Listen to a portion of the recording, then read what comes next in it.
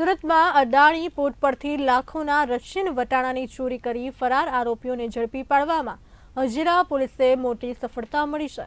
હજીરાના Adani port પરથી ટ્રકના driver અને માલિક દ્વારા રશિયન વટાણાની કાળસો રચી છેતરપિંડી આચરવામાં આવી હતી। ત્યારે આ મામલામાં આરોપીઓએ ટ્રાન્સપોર્ટર સાથે સાંઠગાંઠ કરી અદાણી પોર્ટ પરથી ટ્રકના ખોટા રજીસ્ટ્રેશન નંબર આપી લાખોના રશિયન વટાણાનો માલ ભરી ફરાર થઈ ગયા હતા। આરોપી ₹8,43,530ના 25 ટનથી વધુ વિદેશી વટાણા લઈને ફરાર થઈ ગયો હતો। આ અંગે હજીરા પોલીસમાં ફરિયાદ નોંધાવવામાં આવી હતી।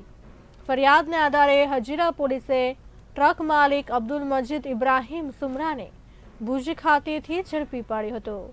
પોલીસે હજીરાથી ભુજ સુધીના 700 કિલોમીટરમાં 300થી વધુ સીસીટીવી કેમેરા ચેક કરી આરોપી સુધી પહોંચ્યા હતા। સમગ્ર કાર્યવાહીમાં હજીરા પોલીસે આરોપીને મુદ્દામાલ ઝડપી પાડી કાયદેસરની કાર્યવાહી હાથ ધરી છે। ફરાર ટ્રક ડ્રાઈવરની શોધખોળ કરવા ચક્રો ગતિમાન કર્યા છે।